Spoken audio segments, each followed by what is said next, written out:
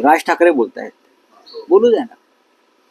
भारतीय जनता पक्षाचा नादाला लागलेला माणूस दुसरं काय बोलू शकतो? जे महाराष्ट्राचे शत्रू आहेत असं आम्ही म्हणतो, जे महाराष्ट्राची लूट करतायत, त्यांच्या विरुद्ध लढण्यासाठी भाषा हे सुद्धा एक हत्यार आहे. आणि ज्याला जी भाषा समजते, ज्या शत्रूला त्या भाषेचा वापर करावा असं आम्हाला बाळासाहेब ठाकरेंनी सांगितलेलं आहे. आणि भाषेचा म्हणजे शुद्ध, स्वच्छ, शुद्ध तुपातली भाषा कोणासाठी वापरायची? महाराष्ट्राच्या शत्रूसाठी. आम्ही ही चाटुगिरी आणि चमचेगिरी करणारे लोक नाही आहोत. राज ठाकरे काल इथे येऊन काय बोलले त्याच्यात मला जायचं नाही. निवडणूक आहेत, भारतीय जनता पक्षाचं स्क्रिप्ट आहे, फडणवीसांचं स्क्रिप्ट असेल, बोलावं लागतं. नाही तर ईडीची तलवार आहे वर, नाही तर ईडी आहे ना वर बसलेलं. आम्ही अत्यंत सभ्य सुसंस्कृत माणसं आहोत. आम्ही एका परंपरेमध्ये राजकारण केलेलं आहे. माझं बरंच आयुष्य बाळासाहेब ठाकरेंबरोबर गेलेलं आहे. राज ठाकरे यांनाही माहिती आहे, सगळ्यांना माहिती आहे. त्याच्यामुळे कोणती भाषा कधी वापरायची आणि काय लिहायचं आणि काय बोलायचं याचे मला धडे घेण्याची आवश्यकता नाही. ते ठाकरे असतील ते मी राऊत आहे आणि बाळासाहेबांनी घडवलेलाच राऊत आहे.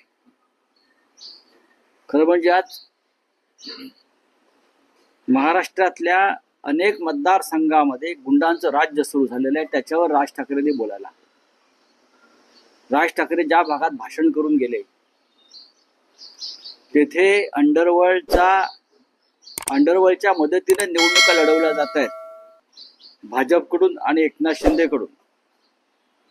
मुंबईतल्या अनेक मतदारसंघामध्ये मी तुम्हाला हीच माहिती देण्यासाठी आलेलो आहे. मुंबईतल्या अनेक मतदारसंघात, ठाण्यात, पुण्यात अनेक नामचीन गुन्हेगार ज्यांचे कधी काळी अंडरवर्ल्ड टोळ्यांमध्ये सहभाग होता किंवा आहे, मी त्यांची नावं देऊ शकतो. सत्यनारायण चौधरी या पोलीस अधिकाऱ्यांना, जे लॉ अँड ऑर्डरचे प्रमुख आहेत. अनेक असे गुंड आहेत, मी नावं देईन तुम्हाला. त्या गुंडांना जसं आम्ही पक्षातर्फे ऑब्झर्व्हर नेमतो, अनेक विधानसभा मतदारसंघात संपर्क प्रमुख नेमतो, त्या पद्धतीनं या गुंड टोळ्यांच्या म्होरक्यांवर विधानसभांची जबाबदारी देण्यात आलेली आहे.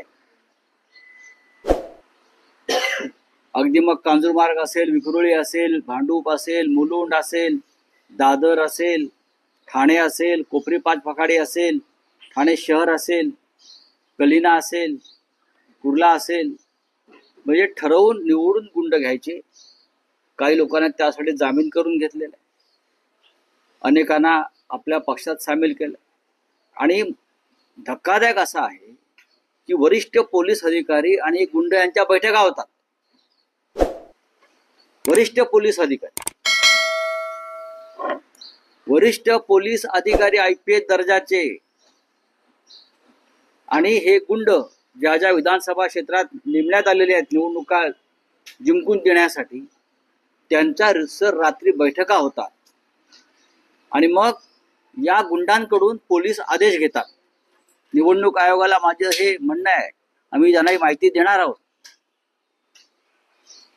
या गुंडांकडून पोलीस माहिती घेतात, आदेश घेतात, आणि मग महाविकास आघाडीला मदत करणारे जे कार्यकर्ते आहेत, ज्यांच्यावर राजकीय गुन्हे आहेत, त्यांना तडीपारा करायच्या, त्यांच्यावर पुन्हा खोटे गुन्हे दाखल करायचे, त्यांच्याकडे पोलिसांना पाठवायचं, त्यांच्या घरी दारी गावाला कुठे आहे त्यांचा शोध घ्यायचा, त्यांना धमक्या द्यायच्या.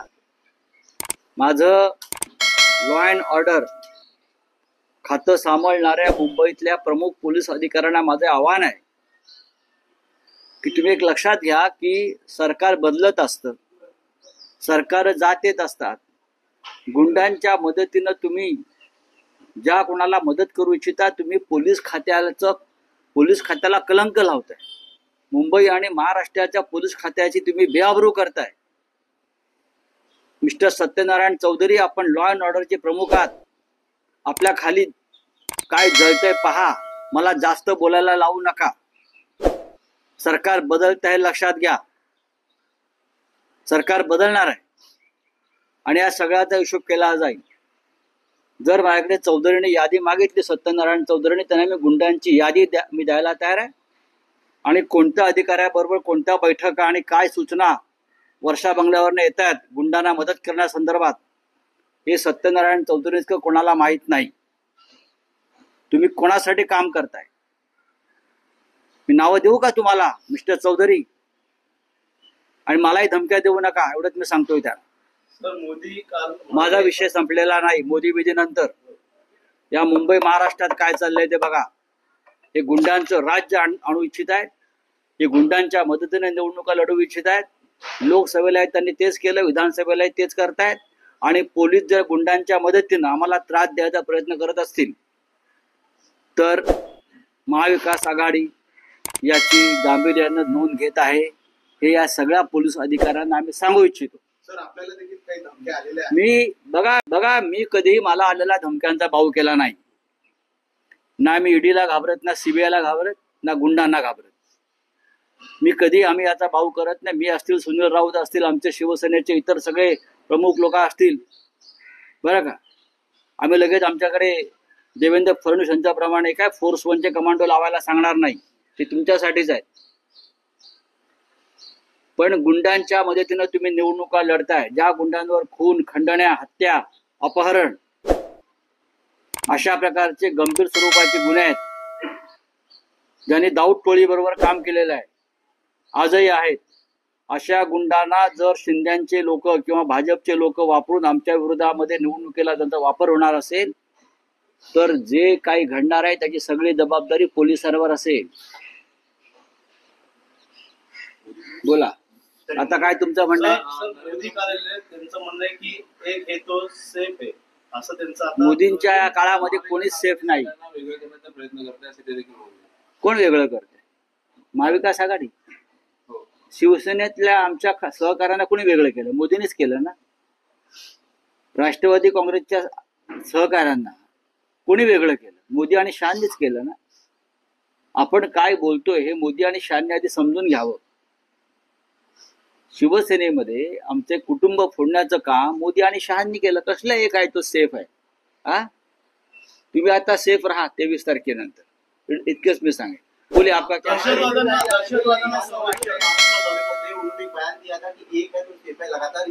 देखो, ये इस प्रकार की बयानबाजी करने की नौबत प्रधानमंत्री पर क्यों आ रही है? बटेंगे तो कटेंगे नहीं चला, बटेंगे तो कटेंगे लोगों ने फेंक दिया हमारे यहाँ. अब एक है तो सेफ है, किसको आप एक कर रहे हो, किसको सेव कर रहे हो? इस राज्य की पूरी जनता आपकी नहीं है क्या? इस देश की पूरी जनता आपकी नहीं है? हम सेफ है महाराष्ट्र में, और हमको ज्यादा सेफ होना है, इसलिए हमको बीजेपी को यहाँ से निकालना है. और आप आने से ही महाराष्ट्र में हम अनसेफ हो जाते हैं, क्योंकि हमको मालूम है आप यहाँ आकर लोगों को भड़काएंगे, दंगे के लिए एनकरेज करेंगे, बटेंगे और कटेंगे जैसी घोषणाएं देंगे. जब तक आप यहाँ आते हो तब तक हम अनसेफ है, इसलिए हम इस राज्य से आपको पूरी तरह से बाहर फेक देंगे.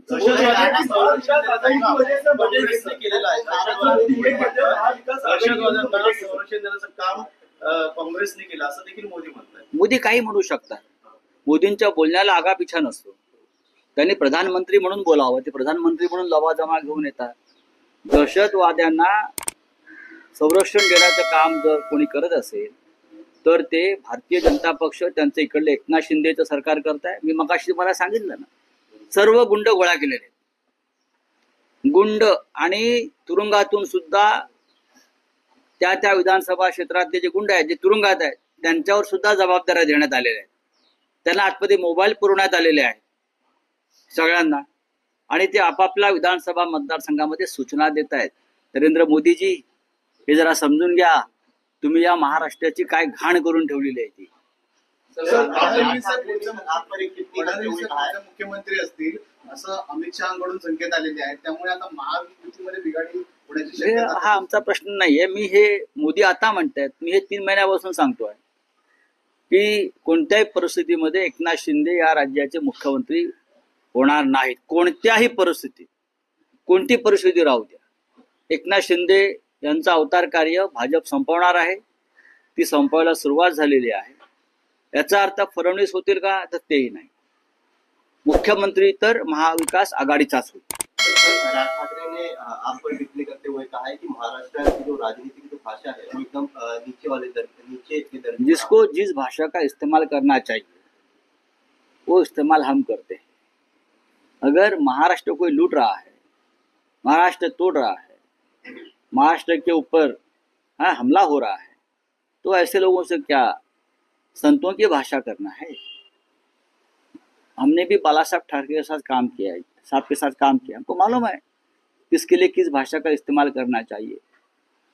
राज ठाकरे, भारतीय जनता पार्टी, देवेंद्र फडणवीस उनके खासम खास है.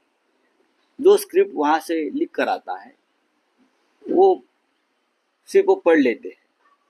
उनको क्या मालूम महाराष्ट्र की अस्मिता और स्वाभिमान क्या है. खत्म हो गया सब. हम लोग लड़ेंगे, भाषा हमारा हथियार है और उस हथियार का इस्तेमाल हम जरूर करेंगे. आपने कहा कि इलेक्शन में गुंडों की मदद की जा रही है, वर्षा बगल आपने कहा है कि इलेक्शन में गुंडों की मदद की जा रही है, वर्षा बगल से ऑपरेट किया जा रहा है. क्या विधानसभा क्षेत्र के अनुसार वहां के गुंडों के अपॉइंटमेंट हो गए. जैसे हम लोग पार्टी के लोग किसी को अपॉइंट करते हैं, ऑब्जर्वर, विधानसभा प्रमुख, तो ये एक नया शगुफा लाया है एकनाथ शिंदे और बीजेपी के लोगों ने. बहुत से लोगों को जेल से छुड़वा कर बाहर लाया है और जो उस एरिया के गुंडे लोग हैं उनका संगठन बनाया है और हर गुंडे के ऊपर उस विधानसभा क्षेत्र की जिम्मेदारी दी है. पुलिस के साथ उनकी मीटिंग होती है.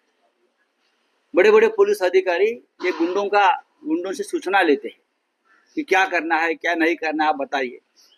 इस प्रकार की गंदगी इस राज्य में हो रही है और मिस्टर प्राइम मिनिस्टर हमारे यहाँ आकर हमें ज्ञान दे रहे हैं.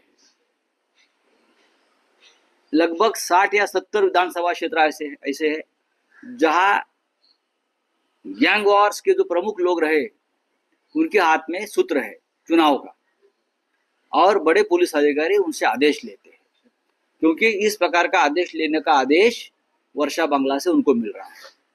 यह हमारे चुनाव की हालत है, लोकतंत्र की हालत है. कहाँ है चुनाव आयोग भाई, कहाँ है? चलिए, थँक यू. आपण निवडून आणलं असं बोलले, विश्वजित कदम असं बोलले की 7 लोक फक्त आणतो. विशाल पाटलांना मी निवडून आणलंय, आपण निवडून आणलंय. जयश्री पाटलांना कोणी पितळून बंडखोरी करायला लावली, हे सत्य जेव्हा उघडकीस येईल तेव्हा त्याची खैर नाही असे बोलले. सर नारा बोर्ड ने नारा मांगे रखी है त्योहारों को लेकर. उन्होंने कहा है कि अगर अभी बाला साहब ठाकरे होते तो उद्धव ठाकरे को गोली मार. मुख्यमंत्री पदासाठी सर आपको धमकी आई थी, आपने कहा नारा मांगे रखी है कांग्रेस आपके पास और कांग्रेस